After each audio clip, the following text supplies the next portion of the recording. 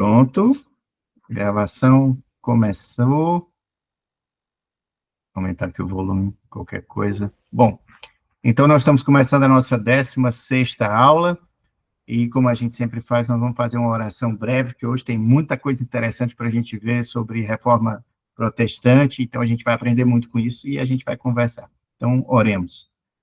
Senhor nosso Deus, nosso Pai, estamos aqui, Senhor, mais uma vez, para ouvir, Senhor, aquilo que Tu queres que nós aprendamos, Senhor. Manda o Teu Santo Espírito, Senhor, e que eu possa ser canal perfeito daquilo que Tu queres, Senhor, que a gente saiba. Por favor, Senhor. O Senhor me conhece, sabe bem dos meus defeitos, mas, Senhor, eu quero, Senhor, ser instrumento do Teu Santo Espírito e transmitir, Senhor, a Tua palavra a todos os irmãos, Senhor. Aqueles que hão de chegar, que estão aqui, aqueles que verão em dias subsequentes, Senhor. O importante, Senhor, é que a palavra seja propagada, a melhor delas, Senhor. Nós te pedimos, Senhor, abençoa-nos, Senhor, todos nós, aquelas pessoas que estão aqui, que virão, e aquelas pessoas que virão no outro dia, Senhor. Abençoa, pois o Senhor sabe, Senhor, dos compromissos, dos impedimentos, das impossibilidades de cada um, Senhor. É o que te pedimos no nome poderoso, misericordioso e maravilhoso de Jesus Cristo. Amém. Beleza. Então, vamos começar. Quem tiver de chegar, chega. Quem não tiver de chegar, vê depois. Não tem problema nenhum. O mais importante é que a gente comece a ver a aula. E na aula de hoje a gente tem os seguintes conteúdos. Nós vamos ver aqui, vamos falar sobre pré-reformistas, nós vamos falar sobre o contexto histórico da época, nós vamos começar a falar sobre a biografia do Lutero, sobre a história, né, da história de vida dele e a história da reforma protestante. A gente vai falar também sobre o legado, o que ficou, certo? Que os evangélicos aceitam, os católicos não aceitam, mas o que mudou para os católicos, certo? Entendeu? Depois da reforma protestante. A gente vai ver também os erros, porque ele realmente errou e não não é uma coisa demais dizer que o cara errou, mas errou, certo? Entendeu? E depois nós vamos começar com Mateus 19, e se der, a gente entra em Mateus 20, não tem problema nenhum, se não der, a gente passa para a próxima aula. Mas vamos começar, que a gente tem muita coisa interessante para ver. Vamos lá. Bom, eu começo com essa frase de John Huss, certo? Ou Jan Hus, né? A frase é: hoje vocês assarão um ganso, que quer dizer Hus em tcheco, né? Um ganso magro, mas em 100 anos ouvirão um cisne cantar. Não serão capazes de assá-lo e nenhuma armadilha ou rede poderá segurá-lo. Então, essa frase foi dita em 1415 por esse tcheco chamado John Hus, ou Jan Hus, certo? E quem é ele? A gente vai falar exatamente agora, certo? Vou dar uma pincelada sobre o contexto da época, o histórico, certo? Como é que era a época da Reforma Protestante, ou seja, em que circunstâncias se chegou em 1517, certo? Que foi a data que é hoje, né? Hoje, 31 de outubro de 1517, certo? O início da Reforma Protestante, certo? Ou seja, comemora hoje. E, por incrível que pareça, não é brincadeira, eu não planejei isso para o dia 31, não planejei, eu tinha uma vontade, né? Mas foi coincidência. Eu já ouvi o pessoal postando. Pois é, foi coincidência, puramente coincidência, certo? Cai no dia 31 de outubro, exatamente o dia de hoje, certo? A comemoração dos 507 anos da Reforma Protestante. Então, o contexto da época é o seguinte, eu vou, né, dizer mais ou menos assim. Primeiro tiveram os pré-reformadores. Os pré-reformadores, ou seja, não é assim, foi Lutero, não. Antes de Lutero, houve várias pessoas, certo, que tentaram, à sua maneira, certo, fazer uma reforma protestante, certo? Na verdade, dentro do catolicismo, eles eram pessoas ligadas ao catolicismo e eles queriam fazer uma reforma. A reforma não é uma intenção de fazer uma nova religião, mas de melhorar a religião católica da época. Mas eles não conseguiram. Não foram aceitos os seus argumentos. Como pré-reformadores, eu vou trazer os que os historiadores chamam de estrela da manhã dos reformistas, ou seja, eles eram precursores de Lutero. E no século XIV, nós tivemos um cara chamado John Wycliffe, lá na Inglaterra. Esse cara, ele era da Universidade de Oxford, teólogo, reformador religioso inglês, considerado precursor, né, da reforma protestante, trabalhou na tradução da primeira Bíblia para o inglês, que ficou conhecida como a Bíblia de Wycliffe, certo? Esse cara lá no século XIV, 1300, sei lá, 1300 e lá vai bolinha, né?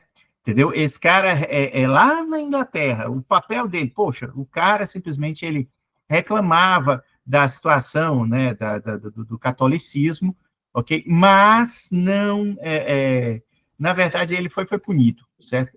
Foi punido, ele teve que se ausentar de Oxford, certo? E depois que morreu, ele teve, parece que desenterraram ele, e, enfim, ele sempre fazia umas punições, assim, para que não houvesse a repercussão, certo? Como se fosse um Marte, certo? Então, a igreja era bem austera com relação a isso, certo? Depois dele, tem que compartilhar de novo. Depois dele, nós tivemos o John Hus, certo? John Hus, ele era da República Tcheca, certo? Ele era da Boêmia, que, na verdade, naquela época se chamava Boêmia, certo? Entendeu? E ele era padre, certo? Ele era padre, ele foi reitor, ele teve doutorado também, certo? E, por vezes, ele foi, como a gente diz, John Hus, certo? Ele tinha... Deixa eu fechar aqui essa tela, só um pouquinho. Ativar notificações. Vixe, aparece umas telas muito doidas aqui. Não sei. Bom, não sei. Vou continuar. Eita, deixa eu fechar o microfone aqui. Desativar o som. Pronto. Então, o John Hus, né, como eu estava dizendo, John Hus, ou Jan Hus, certo? Ele era da Boêmia, ou seja, da Tchecoslováquia, certo? Ele foi teólogo, ele teve o doutorado dele, reformador, né, precursor da reforma de Lutero. Ele iniciou um movimento religioso baseado nas ideias ainda de John Wycliffe, certo? John Wycliffe. Ele foi chamado para defender as suas teses. O problema dele é que, quando ele foi defender as suas teses, certo? Disseram que ele ia ter um habeas corpus, um salvo-conduto, para poder não ser preso, certo? E ele acreditou, né? E ele acreditou. Quando ele foi, certo? Ele já foi recebido como preso, certo? E aí ele não conseguiu mais sair, não conseguiu mais ter a liberdade dele, certo? E acabou que ele foi queimado vivo, certo? E quando ele estava para ser queimado vivo, ele disse aquela frase que a gente leu lá no começo: hoje vocês estão queimando, assando um ganso, mas virá um cisne com seu canto e vocês não poderão contê-lo, certo? Isso ele disse 100 anos antes da reforma feita por Lutero, por Martim Lutero, entendeu? Então, nossa, como é que eu faço para aumentar isso daqui? Avançar, carregar. É que a tela tá pequena, né? A tela tá pequena, eu queria colocar ela grande. Deixa eu ver como é que eu faço isso.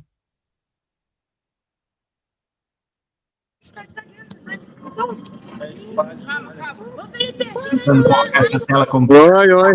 Opa, diga aí, Alex. Opa, atrasei, tava jogando bola com esse piá. Ah, tá. Vou fechar aqui uma tela. É. Ele não consegue nem fechar a tela, vale? muito maluco. Bom, não tem como aumentar essa tela? Meu Deus, o que foi que deu? Deu a louca? Deixa eu ver. Parar compartilhamento. Vou compartilhar de novo a tela. E aí, compartilhando a tela, vamos ver se dá certo ela ficar grande de novo. Pronto, beleza, voltou ao normal.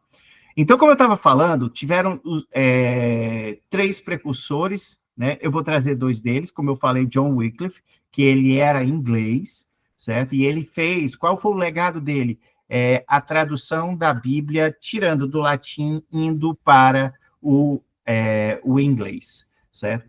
Depois dele, veio o Jan Hus, que já foi na Boêmia, que hoje é a República Tcheca, certo? Ele também era reitor da universidade, ele era padre, ele tinha a igreja dele se chamava Igreja de Belém, lá em Praga. Era a única igreja em que a pregação não era feita em latim, a pregação era feita na linguagem lá tcheca, certo? Entendeu? Na linguagem deles lá, entendeu? Ele também era a única igreja que não vendia indulgência, certo? Isso 100 anos antes. Então, aí ele foi chamado para se defender, certo? O príncipe lá disse que dava o salvo-conduto para ele, ele foi, chegou lá e o salvo-conduto não foi, não cumpriram o salvo-conduto, ele foi preso, passou 6 meses preso, certo? Depois chamaram ele para ele negar o que ele tinha falado, ele disse que ele não ia negar, e acabou que queimaram ele vivo, botaram um chapéu de burro nele,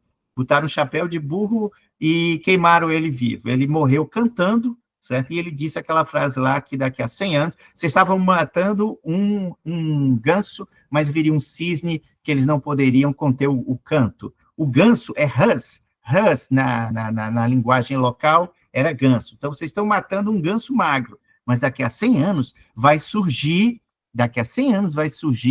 certo? Um cisne que vocês não vão conter. Esse cisne era o Martim Lutero.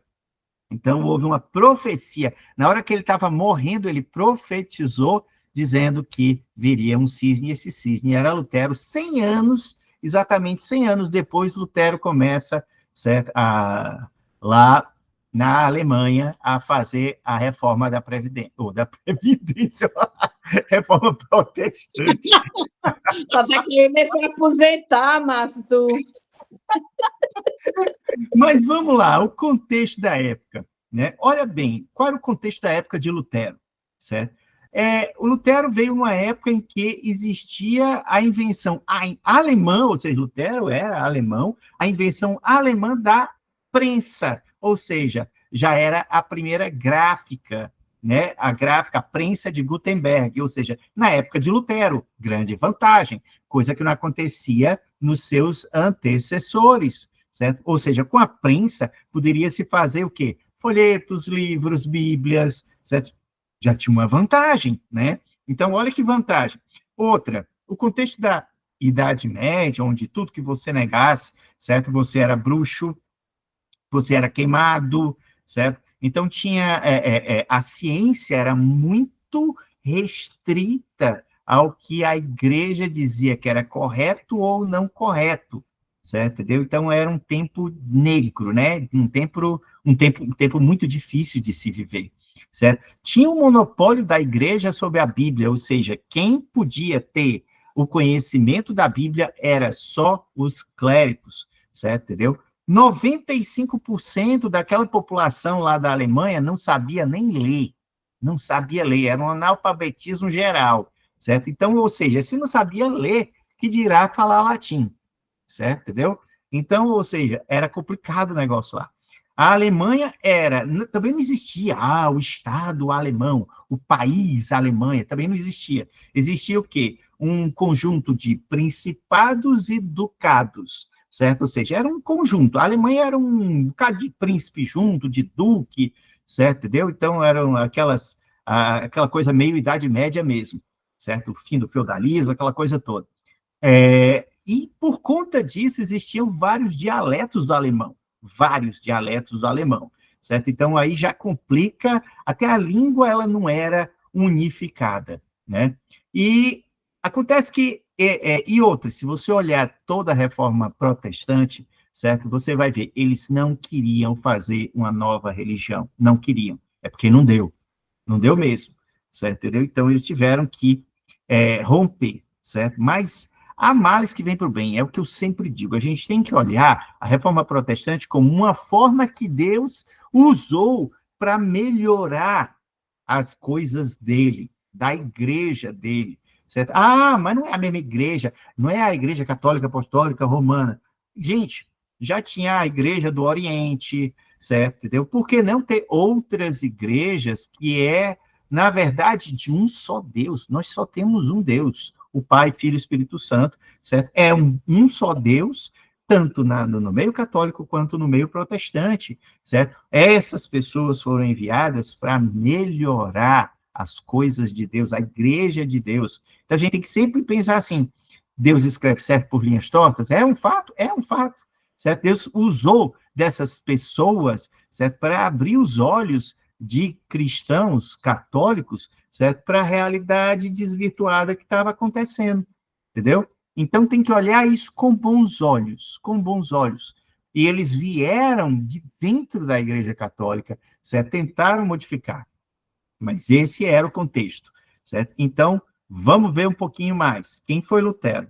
Certo? Lutero, o nome dele era Martinho Lutero, em português, ou Martin Luther, certo? Nasceu em 1483, no dia 10 de novembro de 483, 1483, certo? Numa cidade chamada Eisleben, né? Eisleben, em alemão, quer dizer vida gelada, Eis, né? De gelo, Leben, que é vida, imagine, vida gelada, deve ser muito frio mesmo na Alemanha, né? Então, ele era alemão, Martinho Lutero era alemão e morreu em 1546, né? 1546. O início da reforma foi em 1517, certo? Então, ou seja, 30 anos que praticamente quase 30 anos, que ele viveu depois de iniciar a reforma, tá? Ok?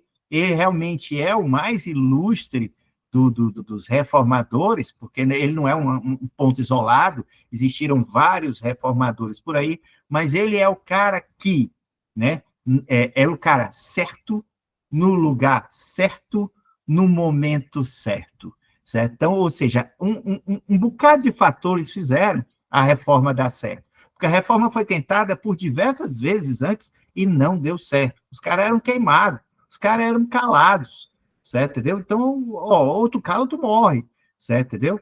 Agora, ele não, ele deu certo. Ele deu certo. Por quê? Porque o lugar certo que nós vamos ver, ou seja, ele teve apoio político na Alemanha, certo? O momento certo, por quê? Porque tinha as gráficas, né? Coisa que não tinha nos seus antecessores, era escrita à mão, as gráficas podiam fazer Bíblia adoidado, podiam fazer livros, certo? Explicando melhor o que eles achavam sobre o que era teologia, né? Então, e era o homem certo, porque Martim Lutero, ele tinha doutorado também, certo? Doutorado em teologia, certo? Era um sacerdote que, puxa, sabia pra caramba. Você tem uma ideia, a biblioteca do Lutero tinha 60 milhões de páginas. 60 milhões de páginas era a biblioteca do Lutero, né? Então, ou seja, era um cara extremamente estudioso, certo? Entendeu? Agora, certo, errado, fica por cada um que ouve, certo? Que ouve a palavra, entendeu? Mas que Deus usou, usou. Agora, ele é perfeito? Não, a gente vai ver que ele é bem perfeito, ele teve erros crassos, graves, certo? Mas naquele momento Deus usou ele, certo? Para abrir os olhos, certo? Da igreja. A igreja que, né, vem de indulgências, que a gente vai ver o que é. A igreja que rezava a missa de costas para o povo, a igreja que rezava a missa em latim e o povo nem tchum de entender, porque 95% deles não sabia nem o alemão, certo? Que dirá o latim, entendeu? Então, ou seja, e que monopolizava a Bíblia, certo? Entendeu? E que o acesso a Deus tinha que ser através da igreja, certo? Então, quer dizer, tem uma série de coisas que a gente que questionar era preciso. Questionar era preciso, certo? Bom, então ele foi o autor das 95 teses que nós vamos ver, certo? Essa aula, ela não tem a pretensão nenhuma de converter ninguém, não tem, deixar bem claro, certo? Mas aqui de relatar fatos históricos, entendeu? Numa visão, olha, eu li coisas de católicos, li coisas de evangélicos, de luteranos, de presbiterianos, de batistas, certo? Li de todo mundo, entendeu? Então, vou trazer coisas aqui, certo? Que é das mais diversas visões, mais diversas histórias, entendeu? Vai ser uma coisa bem completa. Então, vamos lá. Vamos ver quem era esse cara das 95 teses. Esse cara era um monge agostiniano, sacerdote, teólogo, doutorado em artes e teologia, versado no grego, no latim, no hebraico, era escritor, compositor, músico, orador. Músico? Lá, Lutero era músico? Sim. Talvez vocês, assim, se você for evangélico, certamente você conhece a música Castelo Forte. Castelo forte é nosso Deus, escudo e boa espada. Pois é dele, é dele, certo? Ou seja, o cara era realmente uma sumidade. Bom, então vamos conhecer a história dele, como foi a conversão dele. Martim Lutero era filho, certo, de um minerador que, de muito pobre, conseguiu uma graninha, administrava cinco minas, e ele queria que um filho dele fosse bem importante, certo? Entendeu? Tivesse um filho ilustre. Então, ele investiu em educação. O sonho dele era que um filho dele fosse advogado. E aí ele pegou e investiu no Lutero, né? Então, Martinho estava lá, ele primeiro mandou estudar em Mansfeld, depois em Magdeburg, depois em Eisenach, né? Eisenach, em alemão, Eisenach, certo? Ok? Aos 18 anos, em 1501, ele entrou na Universidade de Erfurt e concluiu o mestrado em 1505, aos 22 anos, em segundo lugar, em 17 que concluíram o curso, né? No montante de 300 que entraram, só 17 concluíram, e ele foi o segundo colocado da turma dele. O cara era bom, certo? Bom, ele tinha tudo para ser um advogado, tudo, certo? O cara tinha tudo para ser um bom advogado. Mas aí o que aconteceu? Qual foi a mudança de rota para ele ser sacerdote, já que a vocação dele, aliás, já que o pai dele tinha pago para ele fazer, né, direito, né? E aí essa história a gente precisa aconteceu em 1505. Em 1505, ele, depois de uma farra, boêmio, certo? Entendeu? Junto com jovens, né? Era uma cidade universitária, certo? Onde ele estava. Então, quando ele estava voltando para casa, da farra para casa, certo? Era uma noite muito chuvosa, muito. Ele e os amigos, muito chuvosa, mas muito chuvosa mesmo, sabe? De muitos trovões, relâmpagos, certo? De dar medo mesmo, entendeu? E o que aconteceu é que existe uma vertente que diz que um raio matou um amigo dele, e outra vertente que diz que um raio chegou muito próximo de Lutero e ele se borrou de medo, certo? Entendeu? A verdade é que ele ficou com muito... O medo é a verdade, certo? Então, a verdade é que, com muito medo de morrer, ele fez uma promessa para Santa Ana, certo? Santa Ana, que era padroeira... né? Padroeira dos mineradores, que o pai dele era minerador devoto. Ele fez uma promessa dizendo que se ele escapasse, chegasse vivo em casa, né, se tamanha era a quantidade de raios próximos a ele, ele fez uma promessa que se ele chegasse vivo em casa, certo, ele entraria no sacerdócio, certo? Ele seria monge. E o que aconteceu é que ele realmente chegou vivo em casa. Chegou vivo em casa. Mas ele era boêmio, certo? Ele era boêmio. Entendeu? Boêmio que eu digo né, gostava de viver a vida, certo? Bom, e o que aconteceu é que ele foi 12 dias depois, ele bateu lá na porta lá do mosteiro lá, agostiniano. Por que mosteiro agostiniano? Porque Agostinho também teve a mesma vida boêmia, certo? De Lutero, ou seja, era um cara que antes da sua conversão, ele gostava, né? Ele era bem mundano, certo? Entendeu? E teve uma conversão, então ele achou, cara, o exemplo de vida é Agostinho, então eu vou para o mosteiro agostiniano. Diz a lenda, né? Diz a lenda. A gente, assim, não sabe bem dizer por que os agostinianos. Mas ele foi, bateu lá na porta dos agostinianos e entrou, certo? E começou diz que queria ser e tudo, falou das promessas, aceitaram ele, né? Era um rapaz muito inteligente, certo? E aí ele largou o direito sem avisar os pais. Quando o pai ficou sabendo, né? Então, imagine, né? A decepção do pai. Mas ele se formou como sacerdote, certo? E ele era um cara de muita... O pai dele era muito austero, muito austero, certo? E cresceu no Lutero um medo muito grande de Deus, certo? Esse medo era tão grande que ele se autoflagelava, que ele fazia confissões porque ele morria de medo de ir para o inferno. Morria de medo, certo? Pra você ter uma ideia, já chegou a ficar 6 horas no confessionário, certo? Entendeu? Se confessando. O confessor dele era o chefe do monastério lá, certo? Entendeu? E imagine, 6 horas ouvindo Lutero. E ele chegava, às vezes ele terminava a confissão dele e saía, depois ele voltava. Ah, me esqueci de tal coisa, me esqueci de tal pecado, entendeu?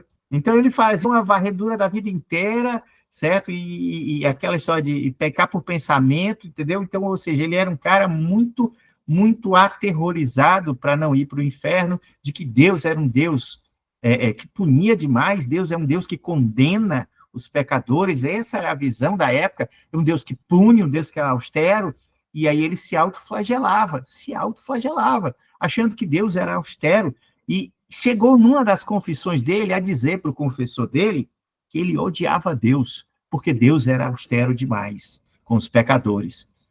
Porque ele dizia assim, mas se Deus me criou assim, caramba, por que Deus me criou assim? Entendeu? Assim, pecador, certo? Então ele ficava revoltado com Deus. Era uma revolta muito grande com Deus, mas ao mesmo tempo um temor muito grande a Deus, certo? E ele se autoflagelava, certo? Bom, e o que aconteceu é que o confessor dele, que era o chefe lá do local onde ele estava, chegou à seguinte conclusão: olha, eu acho que isso é coisa de mente vazia, certo? Eu vou dar o que fazer para você, porque lá era silêncio, silêncio, silêncio, silêncio, silêncio, silêncio e silêncio, certo? Entendeu? Então, ou seja, ele falou assim, cara, o que você está precisando é ter problema. Então, eu vou mandar você fazer 2 coisas. Uma, você vai sair daqui, você vai estudar, vai fazer mestrado, vai fazer doutorado em teologia, certo? E outra, você vai assumir uma paróquia, aonde você for estudar, para você saber o que é problema. Porque parece ser mente vazia, né? A oficina do inimigo, então você fica atormentado, vai se preocupar com outras coisas. E aí ele mandou o Lutero estudar, certo? Mandou o Lutero estudar na Universidade de Wittenberg, certo? Entendeu? E, ao mesmo tempo, ser pároco, né? Ser pároco, entendeu? Então, aquilo diz assim, ele vai se ocupar, isso é coisa de jovem, vai se ocupar a mente, e vai ficar um pouquinho mais relaxado, certo? E mandou. E aí, Lutero foi para essa Universidade de Wittenberg. Essa Universidade de Wittenberg, ela teve um fundador que ele era tipo um príncipe, chamado Frederico III, certo? Esse cara, a gente tem que pegar bem o nome dele. Ele tinha uma coleção de relíquias, certo? Que a gente vai ver essas relíquias, certo? Essas coisas de relíquia. Bom, enfim, ele tinha 9.000 relíquias, certo? Esse Frederico III. Ele fundou a universidade, certo? E as relíquias eram assim, era tipo o leite do peito de Maria, esse pedaço aqui é a lasca da cruz de Cristo, esse bebê aqui, um bebê numa garrafa lá, né, de aborto, né, e tal, sei lá, dizia assim, esse bebê aqui é o bebê que um dos bebês que Herodes matou, sabe? Ou seja, esse osso aqui é de São não sei quem. Ou seja, se você juntasse todas as relíquias que tinha na Europa, certo? Entendeu? Dava para fazer aí uns 15 discípulos de Jesus, entendeu? Certo? Você tem uma ideia como era a quantidade de relíquia que tem lá, tudo falso, certo? Entendeu? Cabeça de João Batista tinha pelo menos 3 na Europa, cabeça de João Batista, certo? Entendeu? Então, naquela época era assim. Então, Frederico III, ele era muito rico, era um príncipe rico, ele montou a universidade, ele tinha esse acervo, certo, de relíquias, e uma vez a cada semestre as pessoas tinham que ir visitar a relíquia, a cada semestre, e pagavam para isso, certo? Então, uma parte ficava para o príncipe, outra parte era para a igreja, certo, entendeu? Então, era muita doideira, certo? Então, as relíquias, certo? Você pagar, ser obrigado a pagar para ir para ver coisas falsas. Mas esse cara, esse Frederico III, certo? Ele acabou sendo um protetor de Lutero. Nós vamos ver que o Frederico III foi quem protegeu Lutero de morrer, certo? Entendeu? E Lutero foi contra as relíquias falsas que ele tinha coleção, as 9.000, e em gratidão, Lutero deu a primeira Bíblia, certo? Em alemão para Frederico III em gratidão, porque Frederico III salvou a vida de Lutero, e nós vamos ver, certo? Entendeu? Ele sequestrou Lutero, vou logo dizer, e lá no castelo de Wittenberg, entendeu? Então, Lutero quem quisesse podia matar Lutero, ele pegou Lutero e jogou lá no castelo, que nós vamos ver também, entendeu? Bom, enfim, então ele começou nessa universidade de Wittenberg, do Frederico III, ele fez teologia, ele fez mestrado, ele fez doutorado, o cara era fera, só que nisso ele começou a estudar, ele começou a perceber, certo, que aquela coisa de relíquia, aquela coisa de indulgência, certo? Indulgência, o que era indulgência? Né? A indulgência era esse papelzinho que vocês estão vendo aqui, certo? Era um papel da indulgência, onde você comprava o perdão dos teus pecados, certo? Comprava o perdão dos teus pecados. Nós vamos ver isso em slide posterior mais detalhado, mas esse daqui, certo? É uma foto de uma indulgência real, Está aqui a foto dela, era um papel que você comprava, certo? E a gente vai ver um cara chamado Tetzel, que vendia essas indulgências aí para construir, certo? A Basílica de São Pedro. A ideia foi o seguinte: Leão X, que era um papa que desviado, certo? Entendeu? Era um papa que bom, enfim, esse camarada, ele queria terminar a obra, certo, da Basílica de São Pedro, lá em Roma, certo? E aí ele autorizou, certo? Ele nomeou Tetzel, certo? A vender indulgências para angariar fundos para terminar a obra, certo? Só que esse Tetzel, ele usava das piores artimanhas para vender, que era a opressão pelo medo do inferno. Então, imagina você, certo? Você perde uma pessoa querida, um ente querido seu, você amava muito sua mãe, seu pai, falecidos, um irmão seu, talvez, uma avó, um avô, né? E aí ele pegava você pelo sentimentalismo. Olha, me conte um pouco sobre o seu antepassado morto. Ah, ele era uma pessoa maravilhosa, né? Geralmente a gente lembra das coisas boas, né? De quem faleceu. Era uma pessoa maravilhosa. E aí ele pegava o detalhe, mas ele, veja bem, ele não era santo. Não, mas ele era bom. Mas não era santo. Ele não tão bom para ir para o céu direto e não tão ruim para ir para o inferno, porque você disse que ele era bom. Então ele está no limbo, ele está onde? Ele está no meio do caminho, certo? Então, para você tirar ele desse limbo, desse meio do caminho, você precisa comprar as indulgências, você entendeu? Então, ou seja, o cara apelava, né? Entendeu? E cada vez que você comprava uma indulgência, era 1,9 milhões de anos, ou de dias, que você diminuía, certo? Do purgatório. Olha que situação.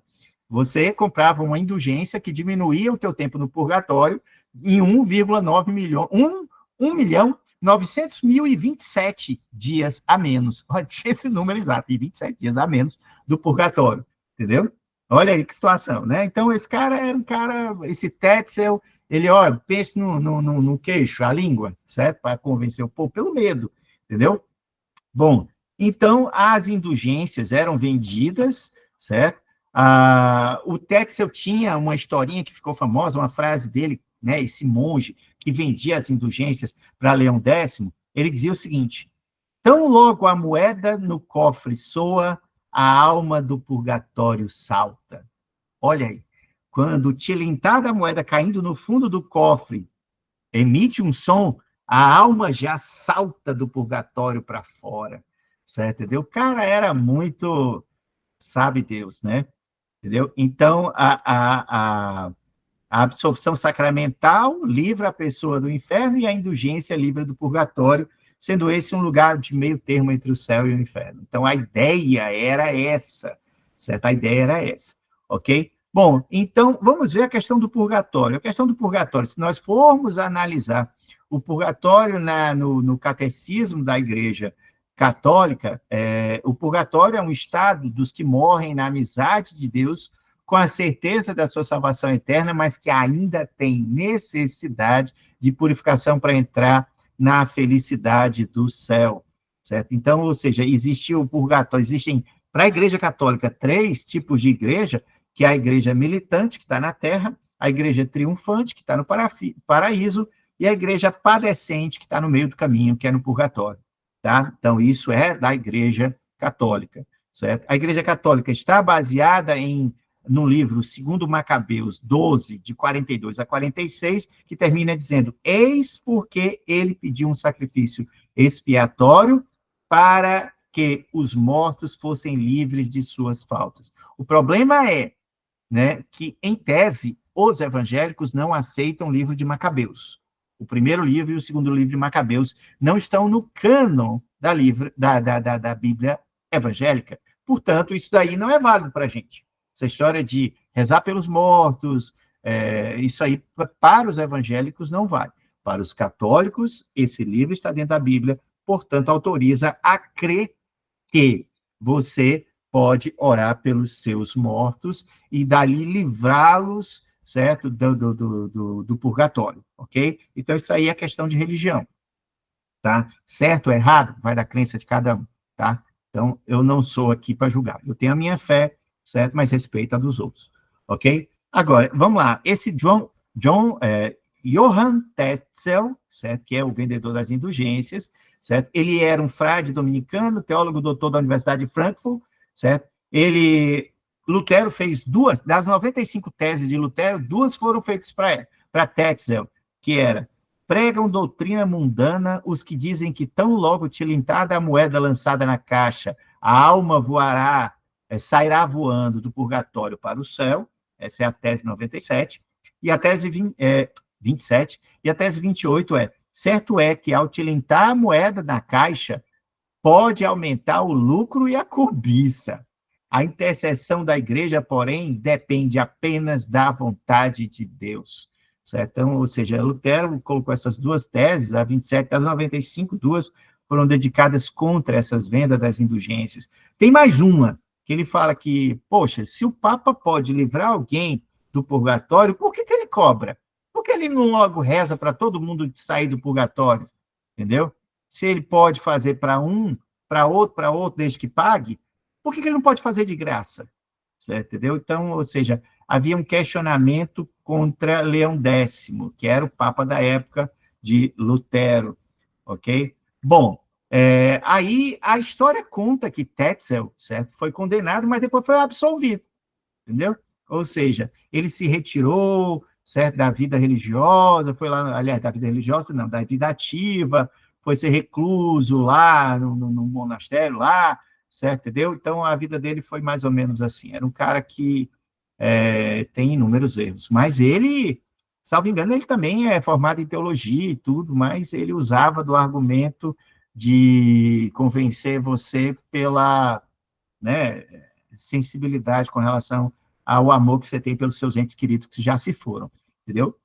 Bom, e aí Lutero percebeu naquilo, certo, uma coisa errada, certo? E aí ele fez o seguinte: naquela época era comum, certo? Você pregar teses, certo, na porta da igreja, principalmente uma igreja que fazia parte da universidade, certo, do castelo de Wittenberg, certo, onde tinha a Universidade de Wittenberg, certo, entendeu? E então, é normal isso, era normal, não é nada de anormal pegar as 95 teses foram pregadas lá, ele colocou aquilo dali, certo? Ele colocou aquilo dali, porque ele, na verdade, estava em latim, certo? E era chamando, não o povão, mas era chamando o pessoal da universidade para discutir as 95 teses. Ali ele ia chamar professores, alunos, doutores, mestres, certo? Para discutir, e estava em latim. Acontece que alguém pegou e arrancou aquelas teses, certo? E levou para a gráfica, né? Onde já, como eu falei, né? Ou seja, já tinha as prensas de Gutenberg, levou para a gráfica, imprimiram, traduziram do latim para o alemão, traduziram para o espanhol, traduziram para o italiano, traduziram para o holandês e divulgaram as 95 teses, certo? Entendeu? Bom, o que aconteceu? No dia marcado para o debate, porque existia debates teológicos, debate, sabe? Tipo, você discutir com outro alguém, certo? Dentro da sala de aula, havia os debates dentro da igreja, certo? Era normal ter o debate, e as pessoas iam para assistir o debate. É tipo debate na televisão de candidato político, pois tinha os debates de teologia, certo? Isso era normal no ambiente universitário haver esse tipo de debate, normalíssimo, certo? Entendeu? Só que não existiu ninguém para ir lá contra o Lutero, todo mundo ficava com medo da igreja, certo? Entendeu? Então, não houve, né? Não houve quem fosse lá debater contra Lutero, não houve, certo? Mas o que aconteceu é que as 95 teses se espalharam pela Europa, certo? E aí chegaram até, certo? O Papa Leão X. Papa Leão X, só que o Papa Leão X, certo? Não fez muito caso com isso, não, porque já era tão comum a venda de indulgência, certo? Que ele disse assim, um alemão bêbado escreveu isso. Quando tiver sóbrio, certamente mudará de opinião. Olha aí, ele fez descaso, um pouco caso, certo? Com as 95 teses, entendeu? Só que, meu amigo, aquelas 95 teses ecoaram dentro das universidades, certo? Entendeu? Então, aquelas pessoas, as pessoas, o povão, por exemplo, isso as universidades, que o povo sabia latim, certo? Começava a discutir as teses de Lutero. E o povão, onde é que o povão entra? O povão ficava na porta, certo? Vendo as discussões ou esperando que os 5% que sabiam ler traduzissem do latim para o alemão. Do latim para o alemão, certo? Então, as pessoas começaram a ficar interessadas, certo? E começou a divulgar aquilo dali, certo? Contra os abusos cometidos por Leão X, certo? Então, bom, e aí bombou, né? Bombou, fez um sucesso danado as 95 teses, certo?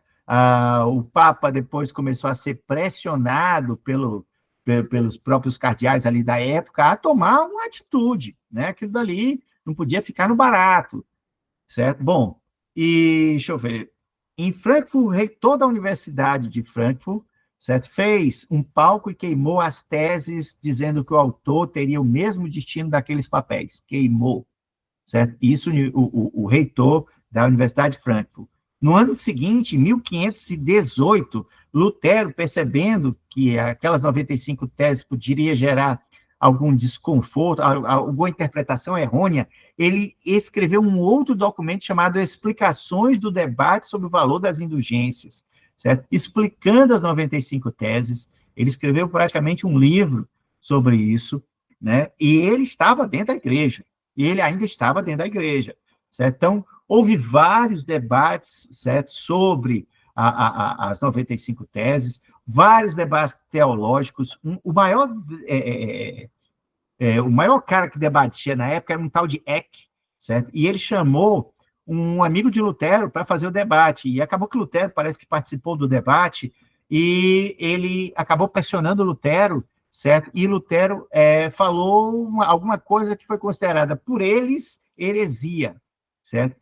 E porque ele defendeu o sola scriptura, ou seja, só a escritura. Se não vier da Bíblia, não tem validade, certo? As bulas papais, para ele, só tem validade se tiver base bíblica, certo? E não na cabeça do Papa, entendeu? E, então, aquilo dali era heresia, foi considerado heresia a defesa do sola scriptura, certo? Então, em 3 de janeiro de 1521, a bula papal Decet Romanum Pontificem declarou Lutero excomungado e interdita as cidades que dessem abrigos. Ou seja, interdita as cidades que aquelas cidades não iam ter padre, não iam ter missa, não iam ter confissão, certo? Entendeu? Então, eram as interditas, né? E outra coisa, quando declarou Lutero excomungado, né, qualquer pessoa podia matar Lutero, que não ia ser punida. Olha que situação, né? Qualquer pessoa do povo poderia matar Lutero e não ia ser punida, certo? Bom, o que aconteceu, né, o que essas 95 teses falavam tanto, que incomodou tanto, certo, o Roma, né? Martim Lutero defendia basicamente que a Bíblia era a única referência para os fiéis e as palavras conseguiriam ser salvas sem a mediação intermediária de seu ninguém, que a Bíblia fosse dada para o povo. Não há intermediários, não precisa da igreja. Cada um pode ler, certo? E ali vai encontrar o Deus verdadeiro, né? A base teológica de Lutero baseava em um versículo bíblico que dizia: o justo viverá pela fé. Esse o justo viverá pela fé foi o seguinte: lembra que eu falei que ele se autoflagelava, que ele odiava a Deus, certo? Num belo dia, né, ele estava estudando, ele começou a estudar o livro de Romanos. Quando ele chegou logo no capítulo 1, né, ele fez Salmos e depois foi estudar Romanos. Quando ele chegou em Romanos, no capítulo 1, no verso 17, ele viu exatamente o que Paulo tinha dito: o justo viverá pela fé. E aí ele caiu. Ali parece que diz que uma máscara caiu dos olhos dele. Ele disse: meu Deus, Deus não é mau, é a gente, certo? A gente precisa viver a vida tendo fé, porque o sacrifício já foi feito por Jesus. A gente precisa viver da fé, a fé que Jesus morreu para nos salvar. E não precisa mais desse sacrifício. Aí caiu na cabeça dele, certo? Que a gente vai ser salvo pela fé. O justo viverá eternamente porque teve fé. O justo viverá dia a dia porque tem fé. Certo? É a fé em Jesus Cristo que salva, e não as obras, e não a autoflagelação. Entendeu a ideia? A ideia de Lutero é que é pela fé em Jesus que você vai ser salvo, e não pela sua autoflagelação. Certo? E aquilo dali para ele foi um cair de máscara, e ele percebeu: nossa, meu Deus, Deus não é ruim como eu pensava. Deus não é ruim. Basta eu ter fé em Jesus, aceitar Jesus, e eu vou mudar de vida, certo? E ainda que eu seja pecador, eu vou cair, certo? Ele vai me perdoar, certo? Eu vou tentar insistir novamente, voltar para o caminho de Deus, certo? Viverá dia após dia na fé de que Jesus o ama, de que Jesus perdoa, de que Jesus salva, 77 vezes 7, o perdão, aquela coisa toda, certo? Entendeu? Então, ele vai viver pela fé em Jesus. E aquilo dali mudou a vida dele, ele parou de se autoflagelar, ele parou de odiar a Deus e amou Deus como um Deus Pai, um Deus misericordioso, um Deus amoroso, certo? Entendeu? Então, foi muito legal a conversão de Lutero, quando ele encontrou em Romanos 1,17 essa frase, né? Então, ele estava escrevendo, estava estudando Romanos, quando caiu. E depois, estudando, ele fez a tal das 5 solas, né? Ou seja, a reforma protestante, ela tem como base as 5 solas, que são sola fide, ou seja, somente a fé, certo? Você só precisa de fé, fé, fé em Jesus, por isso que é sola Christus, somente Jesus salva, somente Jesus. Não há nenhum intercessor entre eu e Deus que não seja Jesus, sola Christus. Sola Escritura, ou seja, toda documentação só tem base na fé se tiver na Bíblia. Se não tiver na Bíblia, não é aceita, certo? Sola gratia, certo? Somente a graça. É de graça que Deus dá, a graça que ele derrama sobre cada um de nós, certo? E só lhe deu glória, só a Deus dá glória. Só a Deus dá glória, certo? Entendeu? Então, eu não vou me referenciar, certo, a ninguém, certo? Porque homem é homem e Deus é Deus. Aí sim, Deus sim. Todo joelho se dobrará, toda língua proclamará, todo olho verá a glória de Deus, certo? Então, toda glória é dada a Deus e não aos homens, certo? E não aos homens. Então, essa história de beijar a mão, certo? Se ajoelhar pelo Papa, pelo arcebispo, pelo bispo, isso aí, certo? Soli Deo glória, certo? Então, essa era a base teológica da reforma protestante de Lutero, os 5 soli. Soli fide, soli scriptura, soli Christus, soli gratia, soli Deo gloria, certo? Bom, então, Lutero, nessa sua conversão, certo? Eu já falei aqui, certo? Agora a gente vai fazer uma diferença entre graça e misericórdia. É importante a gente aprender a diferença. Graça. A graça é um amor incondicional, de graça, né? Entendeu? São as coisas maravilhosas que Deus nos concede sem nós sermos merecedores daquilo. Isso é graça. Quando você pede uma graça, certo? Quando você pede uma graça, é porque você não é merecedor, mas Deus te deu. Então, é uma graça. Graça é quando você não é merecedor, mas Deus te deu, certo? Misericórdia. Misericórdia é quando você é merecedor de uma punição, mas Deus não te pune. Ele tem misericórdia de você, certo? Então, há uma diferença entre graça e misericórdia. Graça é o bem que Deus faz sem você merecer. Misericórdia é a punição que Deus não faz, mesmo você merecendo, certo? Então, entenda o que é graça, entenda o que é misericórdia. E o que é a fé? A fé, a definição está em Hebreus 11, certo? Diz lá, a fé é a certeza de que vamos receber as coisas que esperamos e a prova de que existem coisas que não podemos ver, certo? Esse é o conceito dado por Paulo para a fé. Baseado nisso, então, a gente volta para a biografia de Lutero, certo? Então, Lutero se converte, Lutero colocou as 95 teses, certo? Essas teses chegaram no Papa, o Papa excomungou Lutero, certo? E a partir do momento, aí teve depois uma dieta chamada dieta de Worms, certo? E ali ia estar o príncipe, e ali ia estar os cardeais, ia estar todo mundo ali, e Lutero foi chamado para se defender. Nessa dieta ia sair um documento final da dieta. Então, deram para o Lutero um salvo-conduto para ele ir lá, olha, não, você não vai ser preso. A mesma coisa que aconteceu com John Hus, só que não cumpriram o salvo-conduto e acabaram queimando o cara, prenderam o cara, passou 6 meses, depois foi queimado vivo, né? Lutero, certo, ficou meio receoso, mas acabou indo, certo? E chegando lá na dieta de Worms, chegaram para ele, disseram, botaram todos os livros dele na mesa e disseram assim, esses livros são seus? São. E você nega tudo que você escreveu deles? Aí ele ficou assim e disse, me dê um dia para pensar, né? Ficou com medo.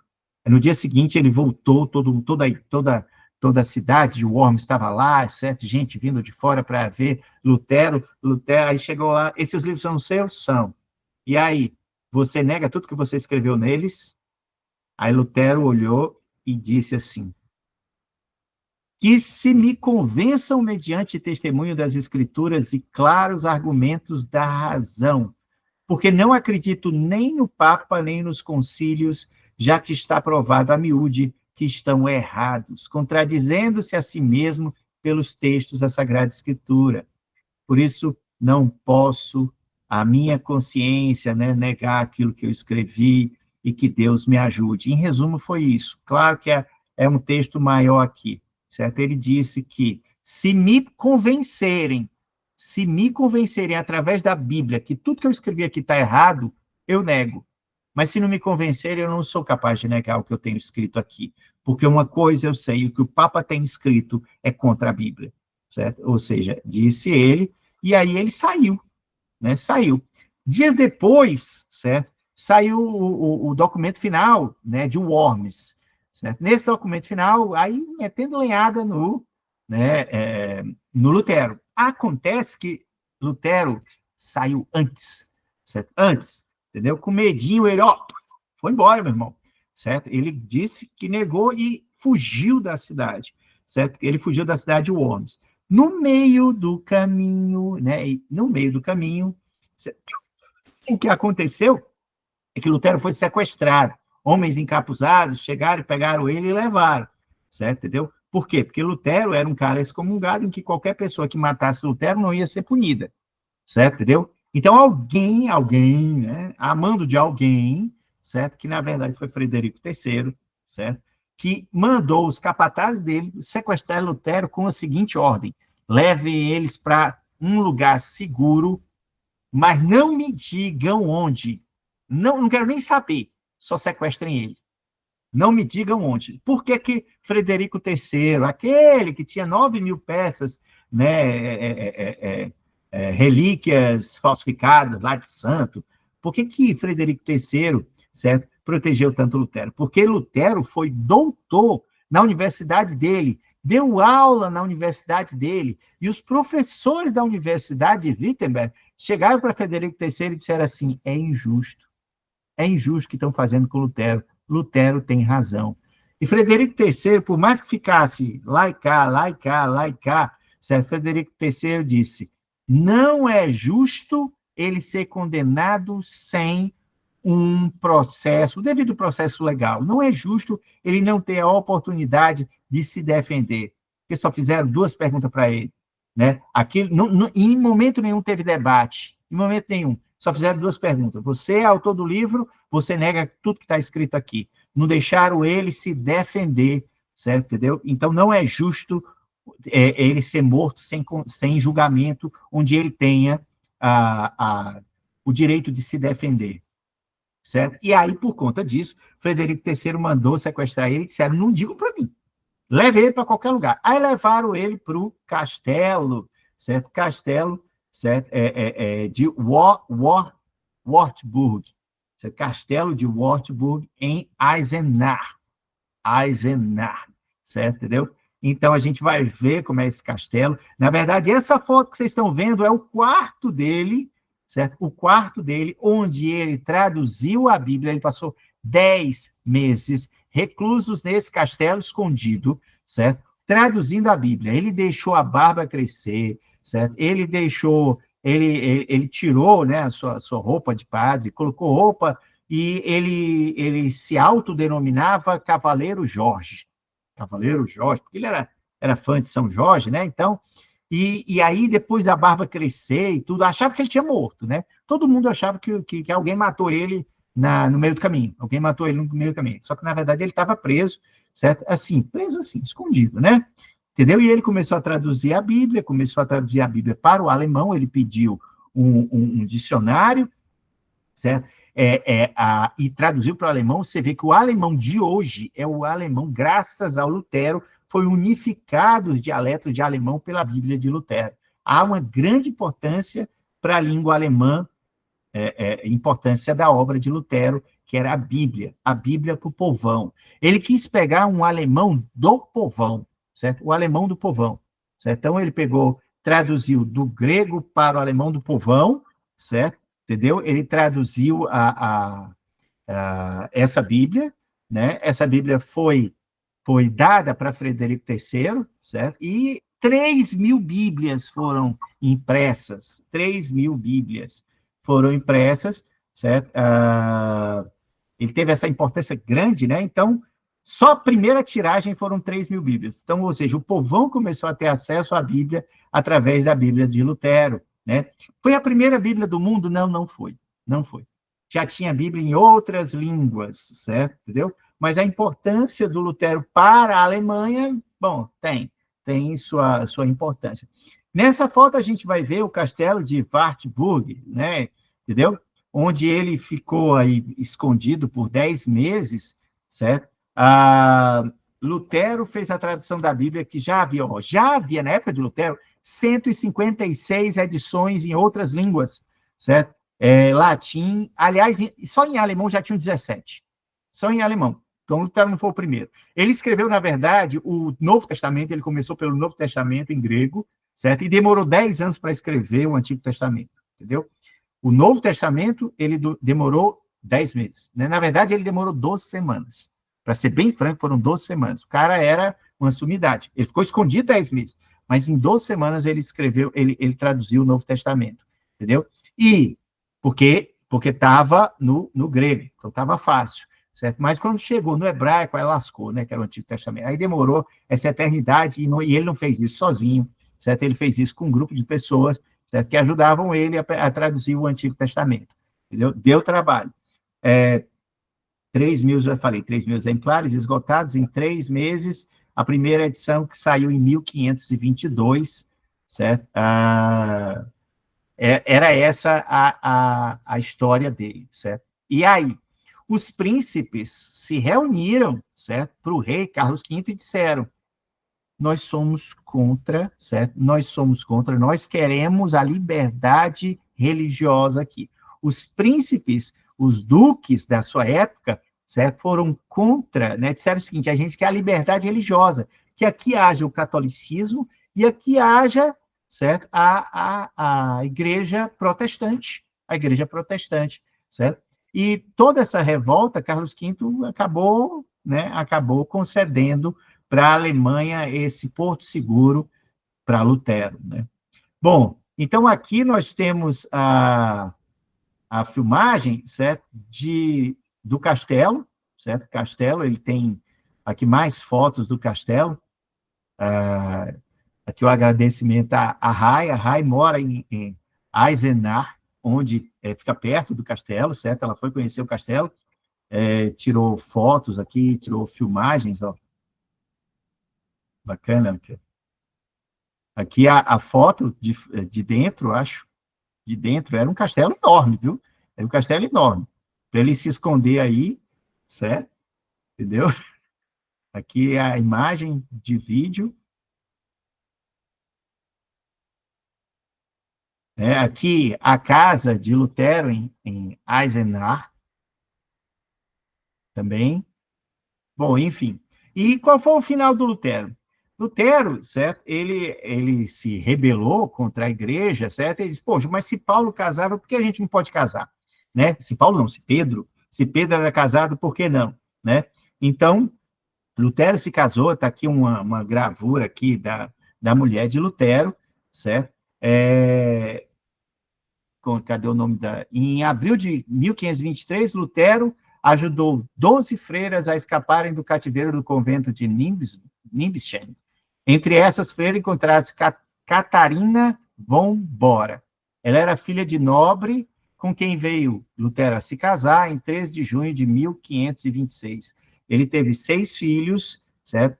E ele era um apaixonado pela esposa dele. Tão apaixonado pela esposa dele que ele disse assim: se um dia se lembrarem, certo, de falar sobre a reforma protestante, um dia eu espero que falem da minha esposa, porque sem o apoio dela, a reforma protestante não teria chegado onde chegou, certo? Porque ele escreveu diversos livros depois das 95 teses, certo? E ela deu todo o apoio para ele, né, como esposa dedicada. Ela foi freira, certo? Esposa dedicada a essa família, né, que ele teve, que ele se formou. Agora, claro, então, Lutero, beleza, Lutero morreu. Como foi que Lutero morreu? Lutero foi chamado em Eisleben, né, que é a cidade onde ele nasceu. Ele foi fazer uma pregação, fez 3 pregações nessa Eisleben, certo? Só que ele tinha problema no rim, acho que era cálculo, sei lá o que foi que aconteceu. O negócio já estava bem avançado, certo? E ele terminou a pregação, saiu da igreja, foi para o local onde ele estava hospedado, que ele não morava lá, né? E acabou morrendo. Morreu exatamente desse... Não morreu queimado, nem nada, certo? Foi causas mesmo das doenças aí, da vida, eu acho que dizem que foi do rim e tudo, mas ele morreu na cidade em que ele nasceu, Eisleben.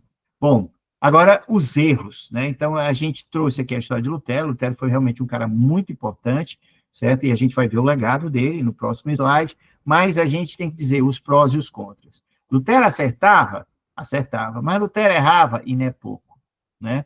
Ou seja, Lutero, por exemplo, entre os vários erros de Lutero, erros teológicos, certo? Ele era antissemita, ou seja, ele era extremamente contra judeus, né? Aquela história do deicismo, né? Ou seja, porque os judeus mataram Jesus, pronto, agora vamos matar judeu. Pô, o cara pisou na bola, né? Lutero pisou na bola porque ele tinha posições equivocadas, extremadas, certo, contra judeus. Ele dizia, por exemplo, a Alemanha deve ficar livre dos judeus, aos quais, após serem expulsos, devem ser despojados dos seus dinheiros, joias, pratas, ouros, e que sejam incendiadas suas sinagogas, certo? Ou seja, ele falou tanta coisa. Ele dizia que a sinagoga era como se fosse uma prostituta incorrigível e uma devassa maléfica. e os judeus estavam cheios de fezes do demônio, nas quais se rebelam como porcos. Certo? Então, Lutero aconselhava as pessoas a incendiarem sinagogas. Cara, certo? Entendeu? Lutero, assim, quem escreveu sobre Lutero disse que ele era um tanto quanto grosseiro, mal educado, né, na sua velhice, certo? Era um grosseiro, mal educado, entendeu? Mas na sua juventude era um temente a Deus, agora tinha sermões incríveis e tudo, mas era um cara assim não tinha uns bons hábitos, né? Ele tinha uns hábitozinhos ruins, né? Daquele grosso, alemão grosseirão. Pois é, era o tipo do cara, né? Do Lutero, entendeu? Mas teve o seu grau de importância? Teve o seu grau de importância, porque Deus usou Lutero, aquele cara bruto, certo? Para levar as verdades que a igreja precisava ouvir. Tanto é que houve a Contra-Reforma, certo? Tanto é que tiveram vários movimentos da Igreja Católica, certo? Hoje a gente não tem mais a missa em latim, nem o padre está de costa, certo? Entendeu? Bom, então vamos ver o legado. Esse legado é um legado à luz dos evangélicos, certo? Não é um legado católico, né? Mas a gente pode tirar algumas coisas. Então, não fazendo juízo de valor, que está certo ou que está errado, não é essa a intenção, certo? Mas eu quero simplesmente dizer qual é o legado para os protestantes evangélicos, certo? O valor de Lutero. Por exemplo, para os evangélicos, né? O Estado laico, separado da religião, ou seja, a religião não tem que se meter no Estado. A unificação da língua alemã, graças à Bíblia de Lutero, né, porque tinham diversos dialetos antes da Bíblia dele. A Bíblia poderia ser lida por qualquer pessoa em sua linguagem. Era o que Lutero defendia, e Wycliffe defendia, e John Hus defendia. Todos defendiam que o povo tinha que ter acesso à Bíblia na sua língua. Por quê? Porque em Atos dos Apóstolos, as pessoas ouviram falar de Deus nas suas línguas. Quando o Espírito Santo desceu ali sobre os 12, sobre todos aqueles que estavam naquelas salas, e eles tiveram o dom de língua, eles foram para o meio da rua e começaram a falar na própria língua, certo? Das pessoas que estavam ali fazendo turismo religioso, certo? Então, se aquilo ali era o sinal de que a Bíblia tinha que ser escrita na própria língua das pessoas, certo? A missa tinha que ser dada com vinho.